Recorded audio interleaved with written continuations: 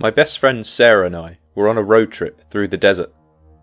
It was 1978 and we were both young and adventurous, and we'd decided to hitchhike our way from town to town. On one of the days, we were picked up by a man in a beat-up old pickup truck. He seemed friendly enough, at first, but as we drove further into the desert, his behaviour started to get more and more strange. Now, we'd been in quite a few cars and been with quite a few weirdos, but there was something about this man that was just different. He kept making creepy comments about how beautiful we were, and he started to ask us personal questions about our lives. We tried to laugh it off and make some small talk, but we were both getting more and more uncomfortable. Suddenly, he pulled the truck over to the side of the road and told us that he needed to check something under the hood. Sarah and I were both too scared to say anything, so we just waited in silence, staring at each other as he got out of the truck. That's when we saw him pull a gun out from under the seat. Sarah and I looked at each other again in terror, and we knew that we needed to get out of there as fast as we could. We scrambled out of the truck and started running as fast as we could across the desert. We could hear the man yelling and cursing behind us, and we knew he was coming after us. After what felt like hours of running, we finally saw headlights in the distance. At first we worried it was him, but as we ran towards the car, waving our arms and screaming for help, we noticed that it was a different car. When the driver saw us, he stopped and got out. It only took the driver one look to notice that there was something very wrong. He let us into the car and we drove away as fast as we could, leaving that man and his truck far behind. Sarah and I were both shaking with fear as we sat in the back seat of this new car. We knew that we had narrowly escaped a terrible fate, and we were both just grateful to be alive. But from that day on, we promised ourselves that we would never hitchhike again. We had learned our lesson the hard way, and we knew that we were lucky to have made it out alive.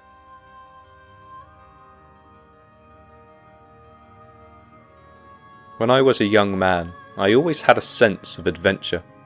I remember I'd just graduated from college and I wanted to see the world before settling down into a boring career.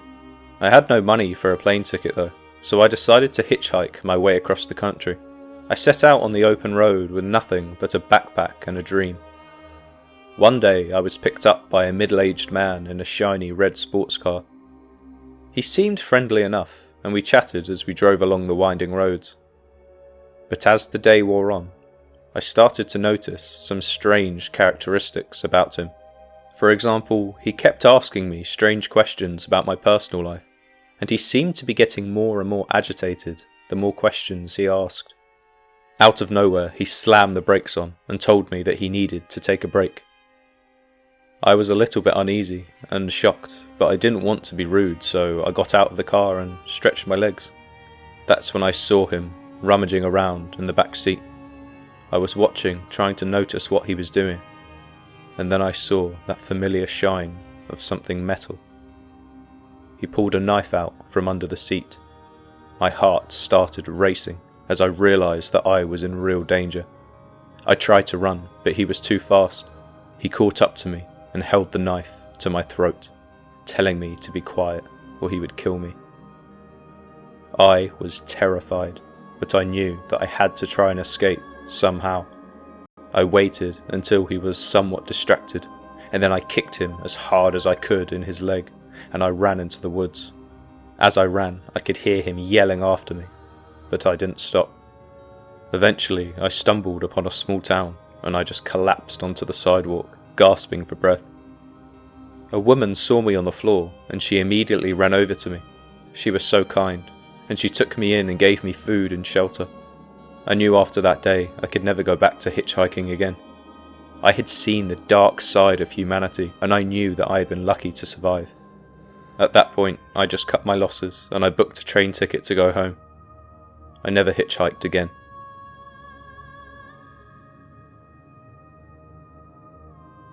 My Uncle John was driving down a lonely stretch of road one day when he saw a young woman standing on the side of the road with her thumb sticking up. She was dressed in a plain white dress and had long dark hair that flowed in the breeze. John took one look at this woman and instinctively pulled over and opened the door for her. She didn't even say a word, she just climbed into the passenger seat, smiling. As they drove, John tried to make some small talk with the woman, but she was very quiet and seemed distant.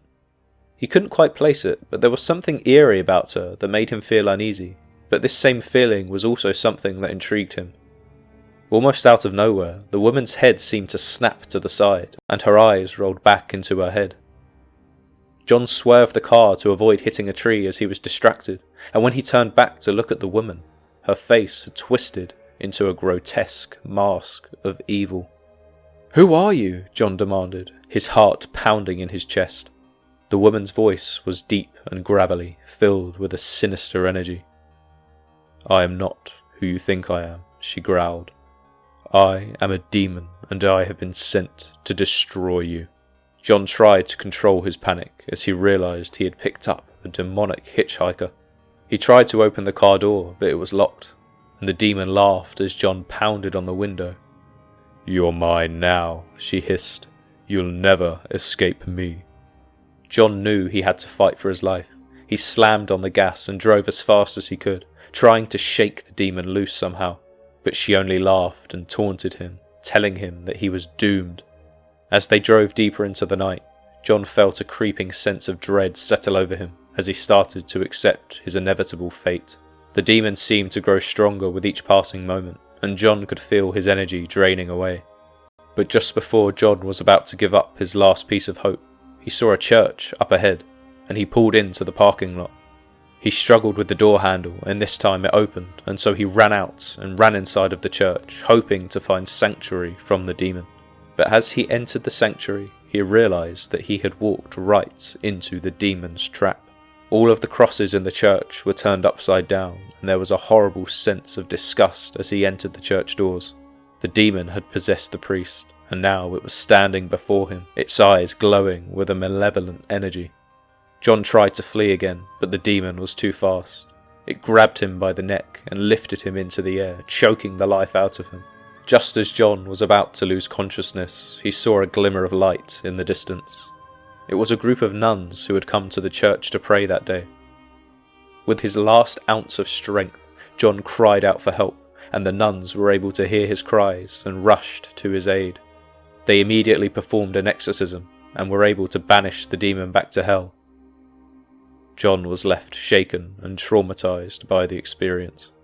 He never picked up another hitchhiker again, knowing that he could never be sure who or what he might be letting into his car.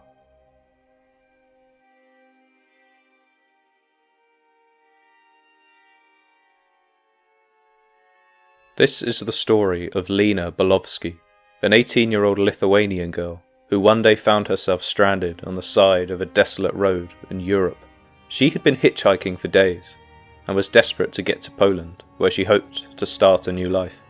She had a rough upbringing in Lithuania. Her family just didn't seem to see eye to eye with her, and her dad was, let's just say, not a nice man. On this particular day, she was struggling to find a ride, so as she stood in the rain, shivering and alone, she looked out at the next truck that seemed to be driving by. To her astonishment, the truck slowed down and pulled up beside her. She spoke to him from the window, explaining where she wanted to go, and he seemed friendly enough. So Lena was relieved to have finally found a ride and jumped in. The truck driver introduced himself as Vlad, and at this time he said he was headed to Poland as well. The first thing Lena noticed, however, was that the seatbelt was broken, but she'd been waiting for hours out in the rain, so she wasn't going to turn down this offer. So instead she tried to ignore it and settled in for the long journey ahead. As they drove through the night, the storm grew worse and worse. Lightning lit up the sky and the rain came down in sheets. Suddenly, the truck's headlight went out, leaving them in complete darkness. Vlad pulled over to the side of the road, muttering curses under his breath. He instinctively got out of the truck to try and fix the headlight, leaving Lena alone in the cab. As she waited, Lena's nerves started to get the best of her. She felt like something was off about Vlad, but she couldn't quite put her finger on it. As her nerves increased, she started to look around the truck for any sign of danger, and that's when she noticed a rusty tire iron lying on the floor of the passenger seat. It sent a chill down her spine. But just as she was starting to panic, Vlad returned to the cab, holding a rope and a sinister grin. She frantically searched for a way out, but the door was locked, and she noticed that the window was slightly cracked. With all her strength, she kicked the window and managed to break it open on her third attempt. She climbed out of the window and started to run as fast as she could, but the rain was coming down hard, and she was fearful that she might slip any moment. Vlad was not going to let her go that easy. He sprinted after her, and he caught up to her eventually, brandishing the rusty tire iron. In this moment, Lena realized with horror that he was trying to drag her back to the truck. In a moment of desperation, she grabbed the rope and swung it at him. Now, you wouldn't think of a rope to be much of a weapon, but trust me, they can be painful if you swing them hard enough. And the rope was able to hit Vlad square in the face and caused him to stumble back in pain. Lena used this opportunity to escape, and she ran for what felt like hours, never looking back. As she ran along the side of the highway, she noticed the familiar lights of a police car. There was a roadblock in place, so she ran over and asked them to help. They listened to her and understood her story, and so they were able to track down Vlad and charge him with attempted kidnapping. Lena never forgot that terrible night, but she also never lost her spirit. She actually went on to become an advocate for victims of human trafficking, and she used her experience to inspire others to speak out against the injustice. Thousands of Eastern European girls were picked up in this way, and they're never heard from again. Lena was just one of the lucky ones. So let her story be a lesson, to never get into the car with somebody you do not know.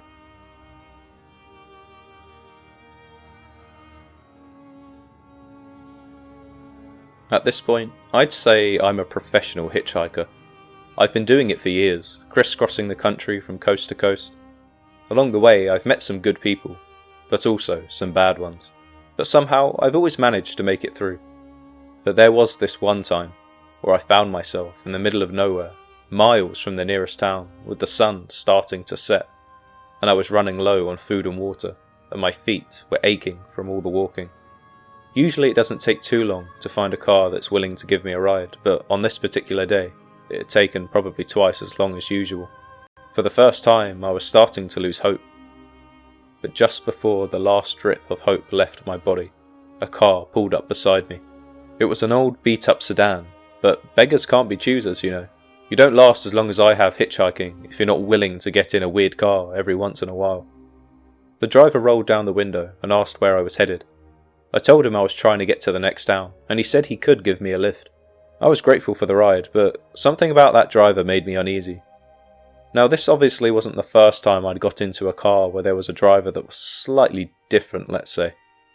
But on this particular occasion, it was something about his appearance mixed with his personality that was just too much. I mean, he was a big, burly guy with a thick beard and piercing blue eyes. He didn't say much and just grunted and nodded whenever I tried to make conversation, so it was difficult to really read him. As we drove on, I noticed that the car was in pretty bad shape. The suspense was shot, the brakes were squeaking, and there was a strange rattling sound coming from the engine. I tried not to worry too much about it, but as we started to climb a steep mountain pass, the driver started to lose control of the car, and we careened off the road and into a ditch. I was lucky to escape with just a few scrapes and bruises, but the driver was badly injured. He was bleeding from a deep cut on his forehead, and his left arm looked like it might be broken. We were miles from the nearest town, and there was no cell phone reception whatsoever. I tried to comfort the driver as best I could, but he was clearly in too much pain to talk. We were stuck there for hours, waiting for someone, anyone, to come along and help us. As the sun started to set, I began to worry that we might be stranded there all night. But then, a miracle happened. A truck pulled up beside us, and a friendly-looking man got out. He was a mechanic, he said, and he could fix our car and get us back on the road. It was like something out of a movie, honestly. He went to work on the car, hammering out the dents and replacing the broken parts. It took him several hours, but by the time he was done, the car was running like new. The driver was feeling better too, thanks to some painkillers the mechanic had given him. As we drove away from the mountain pass, I felt a sense of relief wash over me. We had made it through a tough situation, thanks to the kindness of strangers. The driver dropped me off at the next town, and I thanked him for the ride. Again, he didn't say much, but I could tell he was grateful to be alive too. I'll never forget that hitchhiking experience. It taught me that no matter how tough things get, there's always hope, and there's always someone out there willing to lend a helping hand.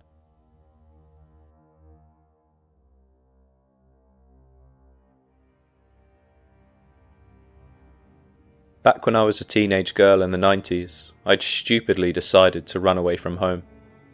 I'd always felt suffocated by my parents' strict rules and expectations, and I wanted to see the world and experience life on my own terms.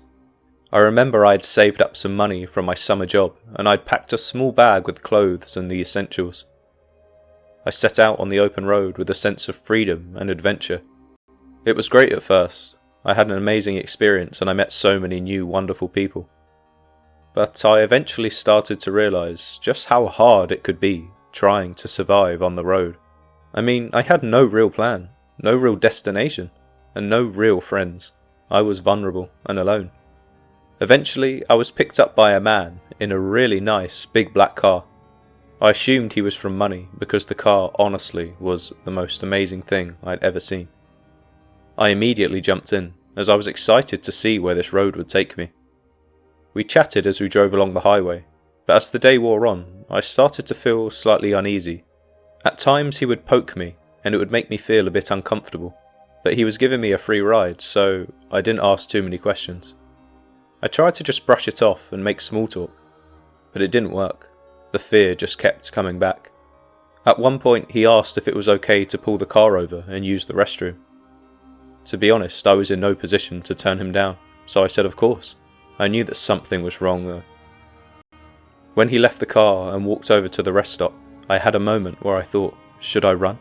As the minutes went by, the pressure grew inside my chest, and eventually I gripped the door handle and I tried to fling open the car door and escape. But it was at this moment I realised I was trapped inside his car. He had locked it from the outside, and there was no way I was escaping. I tried to look for some sort of weapon I could smash the window open with, but I couldn't find anything. I rummaged around the back seat, checked the glove box, but nothing. And then I felt a presence over the back of my shoulder, and my blood ran cold. I slowly turned to see the man's face grinning at me through the window. Instinctively, I climbed back into the back seat. He opened the front door and he got in and sat down. He didn't say a word. He just turned back around, put the key in the ignition, and drove off. We didn't say much for the next 10 minutes, but all I could feel inside was pure terror. But that's when we saw the bright lights of what appeared to be a police car. And before long it was clear that the police car was trying to pull over this man. He knew he didn't have a choice, so he put his foot down and he went faster. At this point I began to feel truly terrified, and I thought I was going to die. But then, out of nowhere, another police car pulled up in front and blocked his path. He quickly jumped out of the front seat and he ran towards a field. I didn't realise I was free at this point, so I just sat and I closed my eyes, hoping that somebody would catch him. A few minutes later, there was a knock on the window. A policeman was staring at me and was asking if I was okay. I tried to open the door, but again it was locked. The policeman went round to the front door and he opened it. He then motioned for me to climb through and climb out of the front door, which I did. He sincerely listened as I told him everything that had happened. He gave me a lift back to the police station where I gave a statement, and then gave me a lift to the nearest train station. He made me promise that I'd get the first ticket back home. From that moment on, I never felt suffocated by my parents' strict rules and expectations, and I realised that they were there for a reason.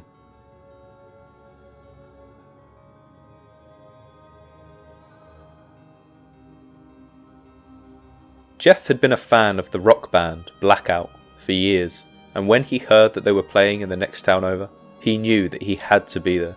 He didn't have a car though, so he decided he'd have no other choice but to hitchhike. After waiting for hours on the side of the road, a truck driver finally stopped to give him a ride. Jeff told him where he was headed, and the driver said he was going in the same direction.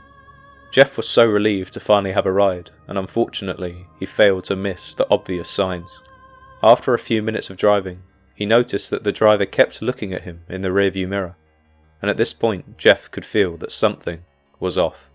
Eventually, the driver pulled off onto a deserted road and turned to face Jeff with the car still moving. "You know, I'm not actually going where you need to be," he said with his voice cold and menacing. Jeff's heart sank. He knew he was in trouble. The driver started making strange requests, asking Jeff to do weird things that made him feel uncomfortable. I won't go into detail about what those things were, but trust me, Jeff knew he had no choice. There was one particular act that he was forced to do, and once it was finished, he knew that he had to get out of there before things got even worse. In a moment of desperation, Jeff managed to unlock the door and jump out of the truck. He ran as fast as he could, not looking back until he noticed some sense of civilization. He ran into a man that seemed to be on the phone. He pleaded with the man for help, and the man immediately put his phone down and asked what the problem was. He showed his badge, and this was when Jeff realised he'd somehow stumbled into an off-duty police officer. The policeman listened to his story and was able to track down the truck driver. Eventually, the truck driver was arrested and charged with kidnapping and assault. But despite this traumatic experience, Jeff was determined to see his favourite band play.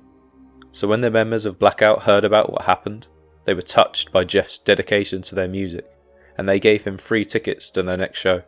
When Jeff arrived, they even invited him backstage to meet the band. Jeff couldn't believe his luck.